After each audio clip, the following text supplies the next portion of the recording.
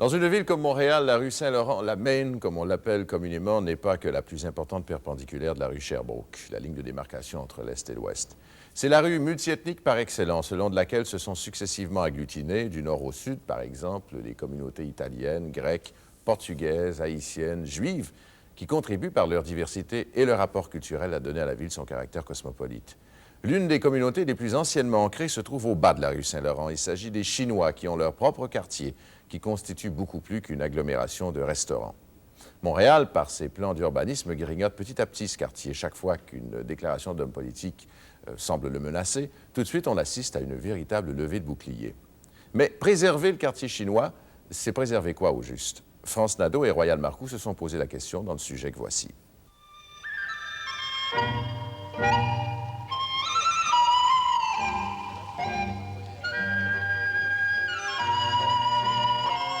Michel Tessier, est-ce qu'on peut retracer les origines de ce quartier chinois? Oui, à la fin des années 40, début des années 50. Mais l'immigration chinoise avait commencé bien avant ça. L'immigration va commencer bien avant, dès la fin du 19e siècle, sur la côte ouest du Canada. Et puis, plus le siècle avançait, plus la communauté chinoise venait vers l'est du Canada. Et Montréal, le quartier chinois commençait à trouver sa cohésion interne, là, à la fin des années 40, début des années 50.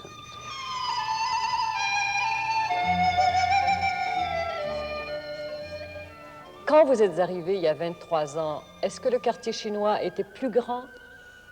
Oh oui, naturellement, le logement, il y avait plus. Jusqu'à Sainte-Catherine, il y a beaucoup de Chinois, sur la rue Craig aussi. Mais maintenant, toutes les maisons sont démolies. Naturellement, il y a beaucoup d'habitations. Il y a combien de Chinois à Montréal?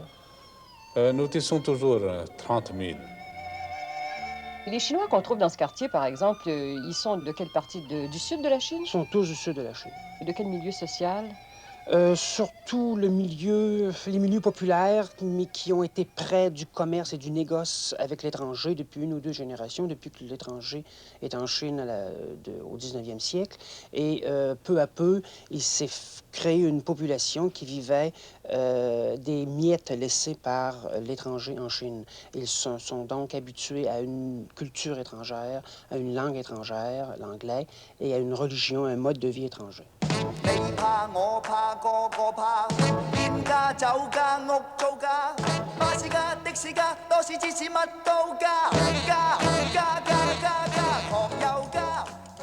Mais est-ce qu'il y a des Chinois qui habitent ce quartier vraiment?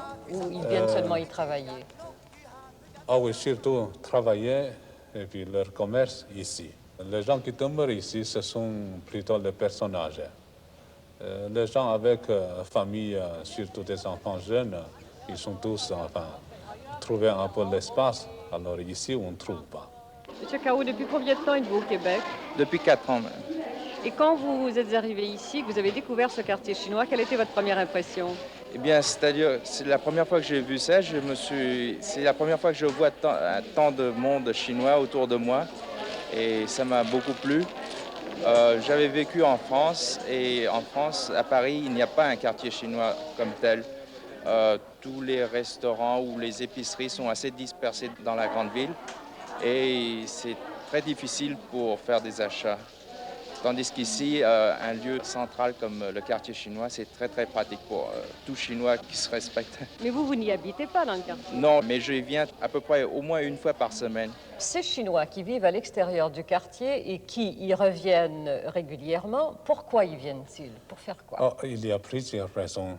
Alors, le dimanche, ils viennent pour le service. Et puis après le service, ils font leurs achats. Parce que les Chinois, il faut qu'ils fassent leurs provisions. Ils demeurent à Ville-Saint-Laurent ou à La Salle. Il faut qu'ils cherchent des choses chinoises dans le quartier. Alors c'est la fin de semaine, ils viennent ici pour faire leurs achats. Les achats de journaux aussi, de revues? Oui, et aussi de quelques rencontres sociales. Parce que les Chinois, pas seulement de Montréal, celui de Québec ou d'Ottawa ou de Sherbrooke, partout, le dimanche, ils viennent ici pour se rencontrer. Au fond, le quartier chinois, il a une utilité d'abord et avant tout pour les Chinois, même s'ils n'y vivent pas.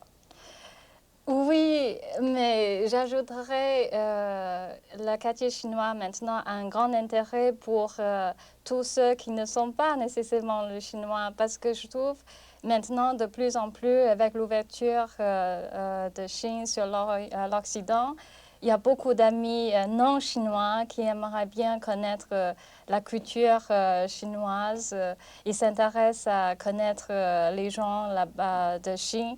Et pour eux, vraiment, le quartier chinois leur donne un genre de porte plus accessible.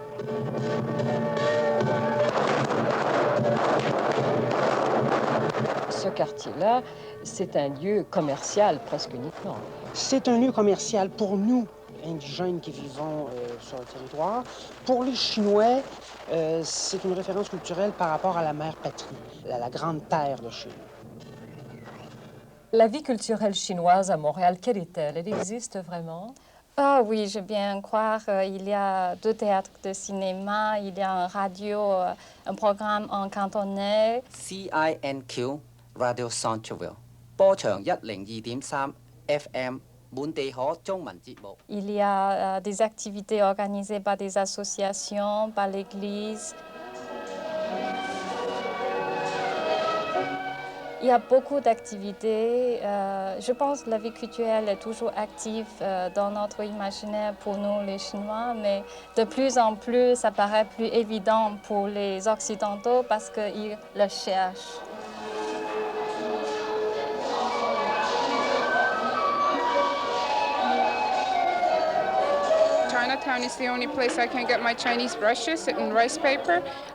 Le quartier chinois est vraiment le seul endroit où je peux me procurer mes pinceaux et mon papier de riz. C'est également ici que je fais encadrer mes toiles, ce qui est très important. Depuis 7 ans, je cherchais un encadreur qui ait l'expérience de ce type de tableau. Et c'est ici que je l'ai trouvé.